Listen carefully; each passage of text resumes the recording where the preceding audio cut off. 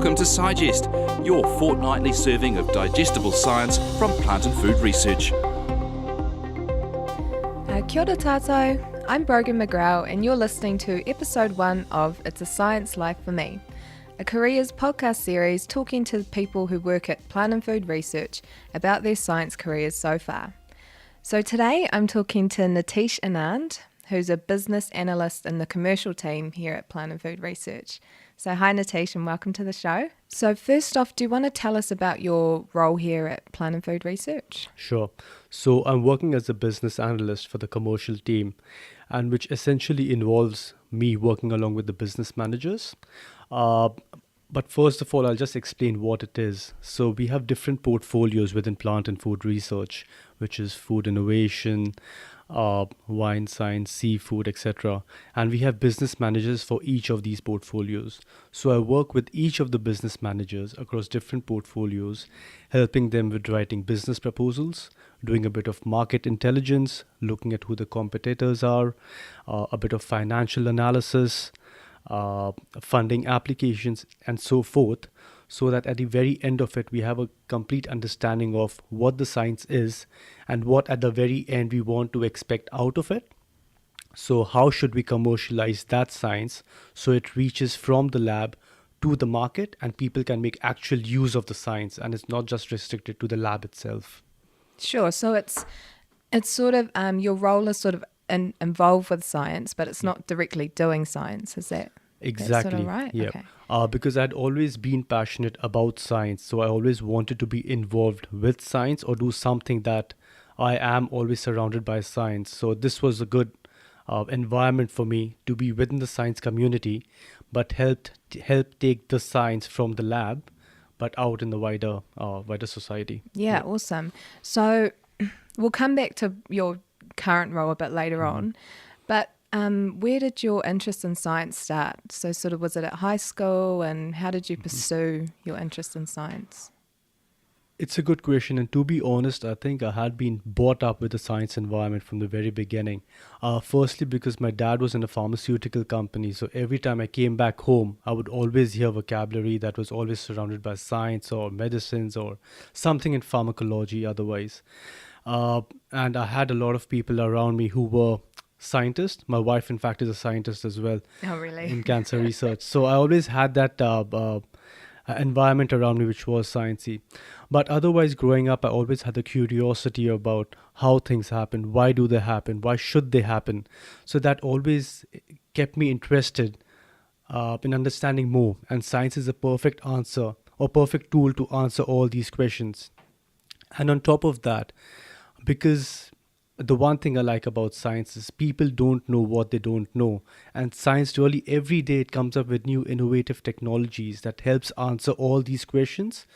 So for some people it could be a bit nerdy, but science for me is a really cool thing which keeps me on my feet every time, and we keep learning something new every time.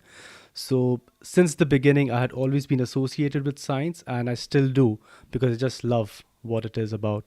Yeah, that's awesome. So you'd always been in a science environment and been surrounded by science talk. Did you pursue that at high school, and then did you follow that through in tertiary study? And what study did you do?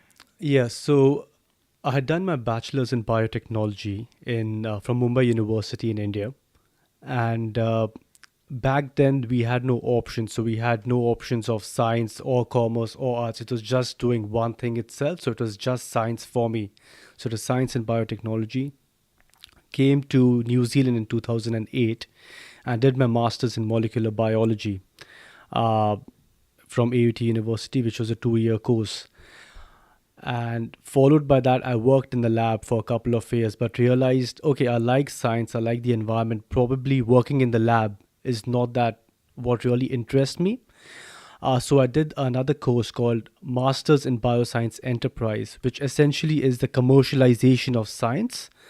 And then I took on the role at Plant and Food. So it has been a long journey, but so started off by studying specifically science, but then moving on to the commercial side of it and doing a bit of business, but associated with science. Yeah, awesome. So you really are sort of like working between the two disciplines, working between science and business. That's right. And I essentially see myself as a bridge between the two fields because from when I was working as a research technician, I realized that many people are passionate about science, but they cannot really convey the message to the layman or to the wider society of what they do and why they do it.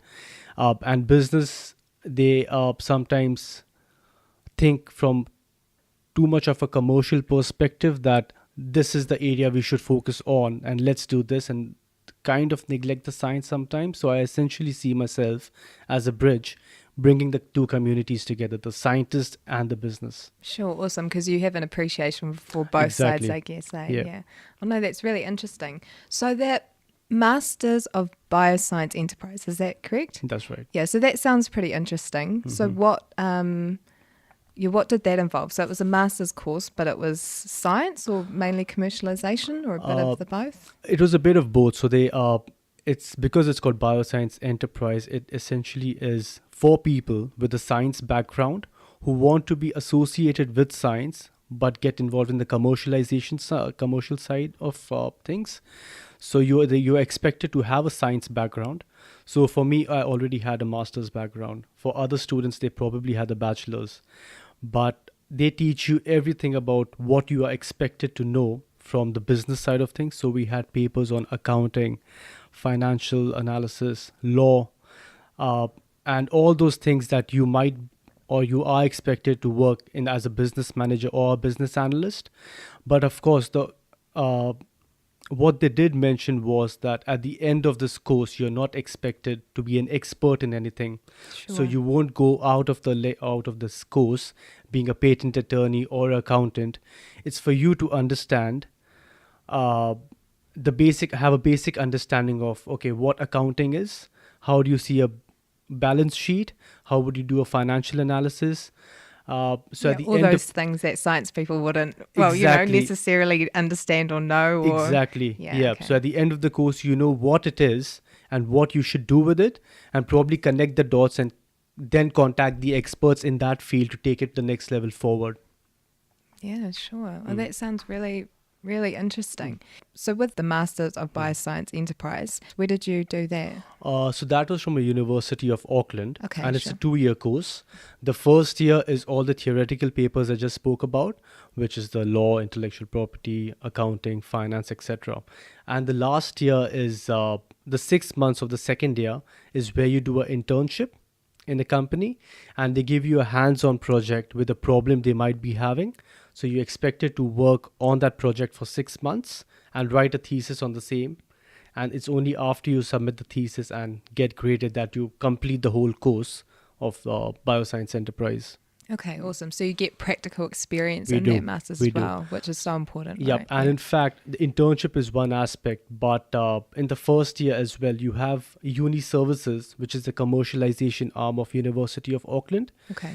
As a practice, they give you another hands-on live project as well, which they work on, and they mentor you throughout. So when you go to the company, you're not confused or in a dilemma about what needs to be done, because you have the practice with Uni Services as one of the papers. When you go in a real life experience, you know what to expect and what it is. So Yeah. it's been pretty useful working alongside Uni Services as well. Okay, awesome. So you get a lot of practical, We do. hands-on experience Yep. in that course, which is definitely important. So in terms of your career, where do you want to go, or what are your future aspirations, I guess? To be honest, I would still like to continue being involved with the commercialization of science. But in the future, probably see a lot more tangible benefits to the society. So actually seeing the research that's happening in the lab being used by the wider community, not just for the commercial or for revenue purposes, but making an actual impact to the social or the environment condition of course, not just New Zealand, but the wider society as well. So that's what, I would like to start focusing on a bit more, seeing more tangible benefits right now. Yeah, awesome. Yep. Yeah. And so what are the best bits of your job? What things do, make you really enjoy what you do on a day-to-day?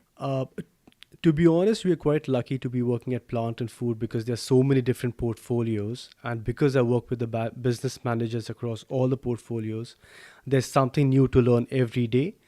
Because there are so many new projects coming up, you meet new people, understand new science, how it can solve problems. So just learning and understanding and feeling motivated to solve all the problems, not just in New Zealand but worldwide. Yeah, That sure. that's what keeps you on your feet every day. Okay, these are the challenges. This is what we are able to solve, and then going and facing the challenge head on. Yeah, sure. And I guess it's be cool for you working across portfolios. You get to see a lot of different sorts of science. So Exactly. people who work in seafood, people who work with crops like apples, so you get to see a wide range of science true. that's carried out. That's true. Cool. And are there any challenges in your job? Anything? Yeah. I've been lucky enough that I've had some really spectacular teammates and colleagues with me. So quite often, if you're given a project, you might or I might not have the experience to do those kind of things. So probably doing a few financial analysis or writing business proposals that they expect, which I'm not used to. So that is one challenge which I would say that you're not prepared for everything, but because you have such good team members and colleagues here, that people are always happy to give you a helping hand whenever needed, that they are ready to teach you every time and send you for training courses. So even though you are unsure of how to do your job, there are a lot of training courses available for you to, at the end of the day, still face the challenge and overcome it and do something better Yeah, for the sure. company. So you have a lot of support around do. you, which We is, do. yeah, that's awesome. Last question. Yeah. For students, for science students or people who are, very early career, what advice would you give? If they were interested in what you're doing, what advice would you give to them? Probably for me is be passionate about what you really like, follow your passion. But also one thing which I learned quite late in my career was the importance of networking. Because as a scientist, I was mostly restricted to the lab, working sometimes in silo just for hours altogether, just doing experiments. But it was not until I did the Masters in Bioscience course where we were exposed to such innovative speakers from overseas, from New Zealand. We were kind of thrown in the deep end that we had to network with these big shots. We had networking events. And the more you speak to the people, the more you understand where science is and what we as people or the wider community are capable of, because you have no idea when certain things or certain conversations can really spark that fire in you, and then that makes you decide, okay, this is what I want to do for the rest of my career. So as an example, when I started off, I was kind of working in the lab and I had two options.